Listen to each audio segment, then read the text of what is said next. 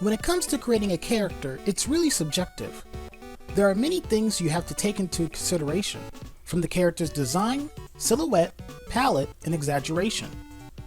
But the one thing people don't often consider is if their character is infringing on another character's copyright. But first we have to ask, what is a copyright, and why companies use it?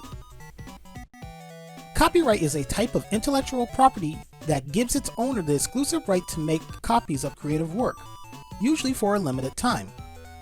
The creative work may be a literary, artistic, educational, or musical form. Copyright is intended to protect the original expression of an idea in the form of a creative work, but not the idea itself. In a Q&A on OWE.come about copyright infringement, visual artist and attorney Linda Joy Catwinkle said, "For cartoon characters, courts consider not only the visual resemblance, but also narrative aspects of a character, such as their personalities, behaviors, biographies, and storylines." She calls these narrative aspects literary traits. So, if there are two characters who look the same, the court will mainly focus on how those characters are represented in the media they originate from.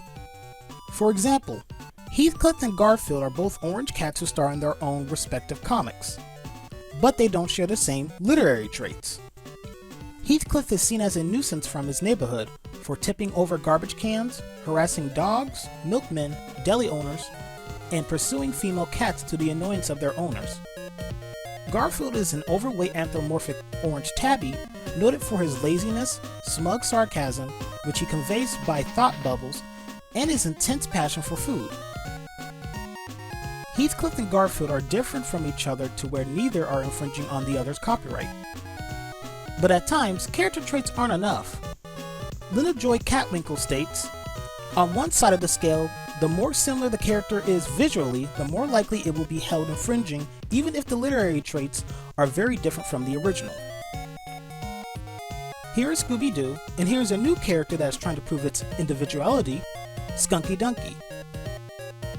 Even if both dogs have different personalities and appear in different media from each other, due to Skunky's design being too similar to Scooby's, Skunky will be hit with a copyright for infringing on the character's likeness. If copyright is the owning of a property that gives you the right to publish it, then what is the opposite of a copyright? Public domain isn't a direct opposite of copyright, but there's a parallel difference between them. The public domain consists of all the creative works to which no exclusive intellectual property rights apply.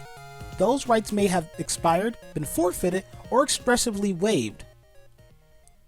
The works of William Shakespeare, Ludwig van Beethoven, and L. Frank Baum is in the public domain either by virtue or having been created before copyright existed. You can sell public domain works, but the more you change the work, the bigger of a chance you will find a market for it. The Wiz, Disney's Return to Oz, and Wicked the Musical are all adaptations of The Wizard of Oz, made for a specific market of people, and use the same source material but expands on it. Public domain can also be used to inspire people and their works. Sometimes creators will forget something that inspired them and will think they created it first. That is called Cryptomnesia, when a forgotten memory returns without being recognized as such by the subject, who believes it is something new and original. This will often result in a person creating something that has already existed due to a hidden or forgotten memory. An inspiration is a thought that gives someone an idea about what to do or what to create. For example, some famous characters were inspired by real-life people and actors, like Betty Boop, who was inspired by Helen Kane, an American singer and actress. The original Donkey Kong arcade game was going to star Popeye the Sailor Man, his love olive oil, and his rival Bluto. However, Nintendo lost the license for the characters, so Miyamoto, the game's creator, filled the roles with his own characters. In some way, Popeye helped inspire Miyamoto to create Mario. Inspiration can help a person to create characters and stories that maybe will inspire others. Speaking of inspiration, many ideas and creations can also come from a genre and style. A genre is a category that is used to identify a novel, movie, or style. Sci-fi, horror, fantasy, and animation are all forms of genre, helping us know what type of media we are going to watch or read. While a style is a distinctive appearance, typically determined by the principle according to which something is designed. Pop art, realism, expressionism, and modernism are all types of styles used to represent art. Rubber hose, a style of animation, was the standard style for most cartoons back in the 1920s. The main defining feature of this style was for its unarticulated characters, mainly their arms and limbs, which would curve and bend like a rubber hose.